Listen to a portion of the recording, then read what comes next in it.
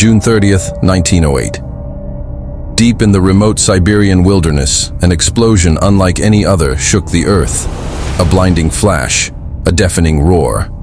A force so powerful it flattened 80 million trees, sent shockwaves across continents, and left the skies glowing for days.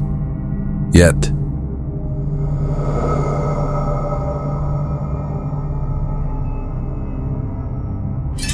there was no crater, no trace of what had fallen from the heavens, and the few who survived spoke of something unnatural.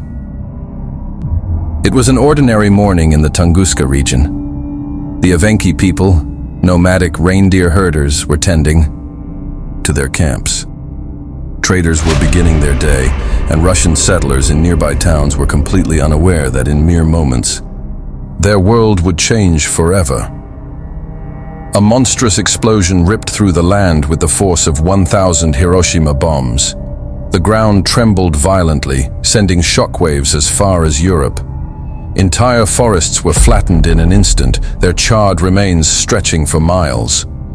Yet in the epicenter there was nothing, no crater, no meteor, just scorched earth and an unsettling silence.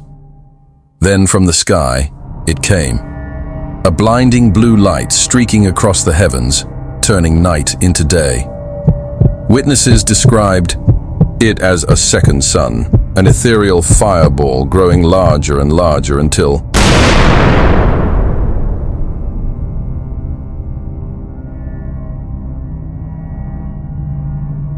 reports flooded in from across Russia. In the town of Vanavara, over 40 miles away, windows shattered and people were thrown to the ground by an unseen force. Those closest to the impact. Many never lived to tell the tale, but those who did were haunted by what they had seen. An Evenki elder spoke of a fire god descending from the sky. Some claimed they saw a glowing cylinder hovering before the explosion, vanishing in an instant. Others swore they heard voices, incomprehensible murmurs echoing through the woods in the days that followed. The days after the explosion brought more questions than answers. The night sky glowed with an eerie silver light, so bright that people in London could read newspapers at midnight. Strange magnetic disturbances were recorded. Animals fled the area in terror, and those who dared venture to the blast zone never returned the same. Decades later, when Soviet scientists finally reached ground zero, they expected to find a meteorite impact site. Instead, they found something else, something chilling. The trees in the center were standing, but completely stripped of their branches, as if something had vaporized everything around them without a trace. Over a century later, the Tunguska event remains one of the greatest unsolved mysteries of our time. Was it a meteor that disintegrated before impact? A secret experiment gone wrong? Or something not of this world?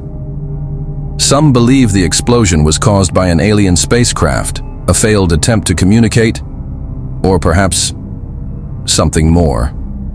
Sinister, a forbidden force unleashed upon Earth, something beyond human comprehension. Even now, those who visit the site speak of an unnatural energy lingering in the air.